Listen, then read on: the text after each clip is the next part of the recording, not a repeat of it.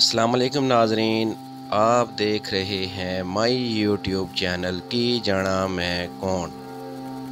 ناظرین، آج ہم آپ کو ایک حیران کن واقعہ سنائیں گے۔ یہ واقعہ پاکستان کے ضلع بھکر کے گاؤں میں پیش آیا۔ ناظرین کرام، ویسے تو ہم میں سے کوئی بھی جنات کے وجود سے انکار نہیں کر سکتا، اور بلا شبہ قرآن پاک میں بھی جنات کے وجود کی واضح نشانیاں موجود ہیں۔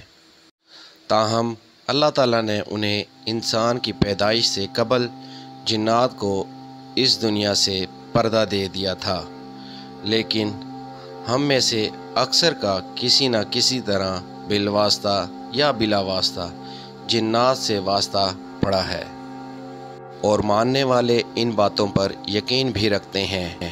آج کا ہمارا موضوع بھی ایسے ہی پراسرار واقعے کے بارے میں ہے، جسے سن کر نہ صرف حیرت ہوتی ہے بلکہ ہمارا ایمان بھی بلند ہوتا ہے۔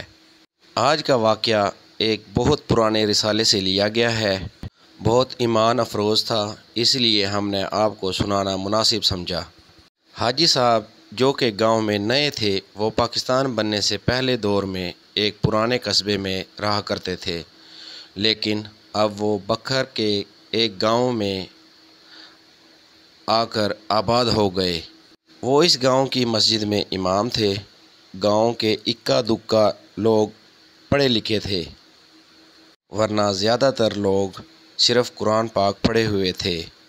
حاجی صاحب جو کہ غیر معمولی طور پر دینی علوم پر دسترس رکھتے تھے، یہی وجہ تھی کہ لوگ حاجی صاحب کی دینی معلومات اور درس و تدریس سے مستفید ہوتے تھے۔ جب بھی موقع ملتا حاجی صاحب سے اسلامی واقعات اور قصے سنتے، اس لیے گاؤں والے اپنے بچوں کو حاجی صاحب کے پاس قرآن پاک کی تعلیم کے ساتھ ساتھ لکھنا پڑھنا اور سیکھنے اور ان کی دینی اصلاح کے لیے انہیں مسجد میں بھیجا کرتے تھے۔ گاؤں کے بیچوں بیچ ایک پرانا درخت تھا، آس پاس سبزہ اور ہریالی تھی۔ گاؤں کے لوگ اپنے مال مویشیوں کو چھوڑ کر سبھی مرد حضرات اس پرانے درخت کے سامنے بیٹھ جایا کرتے تھے۔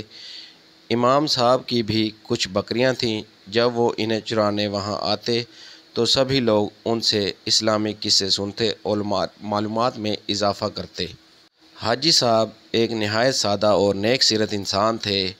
انہیں اپنی اس غیر معمولی حیثیت پر کبھی تکبر نہ ہوا۔ یہی وجہ تھی کہ کوئی بھی کسی بھی وقت انہیں کسی کا بھی جنازہ پڑھنے کے لیے بلوا لیتا تو بنا کسی بات پر اعتراض کیے ان کے ساتھ چلے جاتے، چاہے کسی دوسرے گاؤں جانا پڑ جاتا۔ اسی طرح ناظرین، موسم سرما کی ایک سرد رات تھی، ہوا بہت ٹھنڈی تھی۔ عشاء کی نماز سے فارغ ہو کر حاجی صاحب کے گھر کے دروازے پر کسی نے دستک دی۔ انہوں نے فوراً دروازہ کھولا۔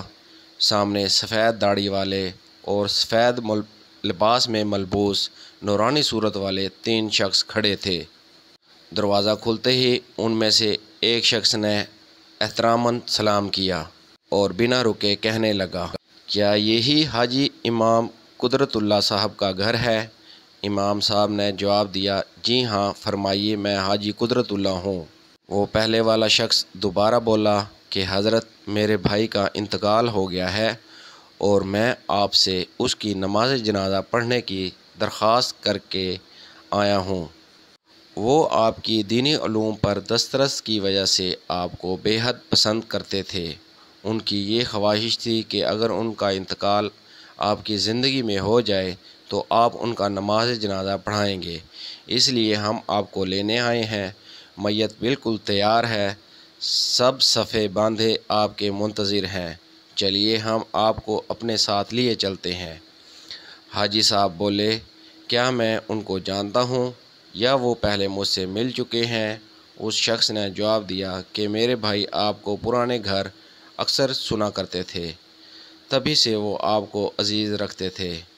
حاجی صاحب ان کی غیر معمولی حرکات سے کچھ عجیب سا محسوس کر رہے تھے، کیونکہ سامنے والا شخص بنا پلکیں جھپکائے ان سے بات کر رہا تھا، جبکہ باقی دونوں افراد اس کے دائیں بائیں ہاتھ باندھے خاموشی سے کھڑے تھے۔ اور حاجی صاحب کو مسلسل دیکھ رہے تھے، لیکن اس سے زیادہ حاجی صاحب کے لیے کچھ بھی پریشان کن نہ تھا۔ وہ پہلے بھی کئی مرتبہ رات گئے یوں جنازہ پڑھانے گئے تھے، اس لیے انہوں نے بنا تعطل کہہ دیا کہ آپ مجھے تھوڑا سا وقت دیجئے، میں اپنا لباس تبدیل کر کے آتا ہوں۔ تھوڑی ہی دیر میں حاجی صاحب ان کے ساتھ جانے کے لیے گھر سے باہر نکل آئے۔ وہ تینوں ان کے آگے آگے چلنے لگے اور چلتے چلتے وہ گاؤں کی حدود سے باہر نکل آئے۔ حالانکہ وہ دور نہیں رہتے تھے، لیکن ان کے چلنے کی تیز رفتار کے ساتھ چلنے میں حاجی صاحب کو خاصی دشواری ہو رہی تھی۔ مسلسل چلتے چلتے انہیں 1 گھنٹے سے زیادہ ہو گیا تھا۔ اب تو حاجی صاحب گھبرا گئے، کیونکہ وہ تینوں گاؤں سے دور ایک پرانی گھاٹی کی طرف چل نکلے۔ حاجی صاحب نے انہیں مخاطب کرتے ہوئے کہا کہ میرا خیال ہے آپ لوگ یہاں کے راستوں سے واقف نہیں، مجھے بتائیے کہاں جانا ہے، شاید میں آپ کی کچھ مدد کر سکوں، کیونکہ یہ راستہ تو بالکل ویران ہے، یہاں تو سوائے یہ گھاٹی نما جگہ کے کچھ بھی نہیں۔ پہلے والا شخص دوبارہ بولا، اے آدم زاد گھبراؤ نہیں، ہم بالکل صحیح سمت جا رہے ہیں۔ اس آدمی کی منہ سے یہ الفاظ سن کر حاجی صاحب بہت ڈر گئے اور ذہن میں بات سے بات کی کڑیاں ملانے لگے، کیونکہ وہ مجھے پرانے گھر سے جانتا تھا، میرے گھر میں تو میرے علاوہ کوئی نہیں تھا، اس نے مجھے آدم زاد کیوں کہا؟ حاجی صاحب اسی سوچ میں تھے کہ اس نے سب سن لیا اور کہنے لگا، دیکھو میرے بھائی کی خواہش تھی، اس لیے ہم نے آپ کو یہاں آنے کی زحمت دی۔ ہم مسلمان جنات ہیں، لیکن آپ پریشان مت ہوں، ہم آپ کو کوئی نقصان نہیں پہنچائیں گے۔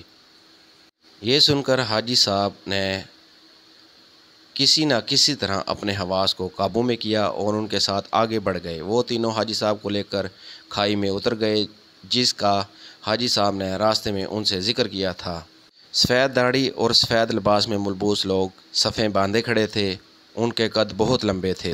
حاجی صاحب امامت کے لیے کھڑے ہو گئے۔ جنازہ پڑھانے کے بعد حاجی صاحب جانے کے لیے پلٹے تو وہ شخص جو ان کو وہاں سے لایا تھا ان کے سامنے آ کر کھڑا ہو گیا اور کہنے لگا، میں آپ کا بے حد مشکور ہوں۔ جیب سے چند کوئلے نکالے اور حاجی صاحب کو دینے لگے۔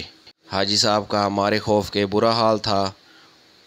حاجی صاحب یہ لے لیجئے، ہماری طرف سے ہدیہ ہے۔ حاجی صاحب نے ایک اٹھا لیا اور اجازت لے کر گھر کی طرف چل دیے۔ جنات کی طرف سے خدا حافظ کی آواز آئی اور حاجی صاحب نے پلٹ کے دیکھا تو وہاں سب کے سب غائب تھے۔ اس قدر سردی میں حاجی صاحب بے ہوش ہو کر گر پڑے۔ جب حاجی صاحب کو ہوش آیا تو گھر موجود تھے، سارا واقعہ گھر والوں کو بیان کیا، سب گھر والے حیران رہ گئے۔ حاجی صاحب نے جب وہ کوئلہ جیب سے نکالا تو وہ ہیرا تھا۔ حاجی صاحب نے خدا کے حضور نوافل ادا کیے اور شکر ادا کیا۔ ناظرین، مزید ویڈیوز کے لیے ہمارے چینل کو سبسکرائب کریں اور بیل آئیکن کے بٹن کو کلک کریں۔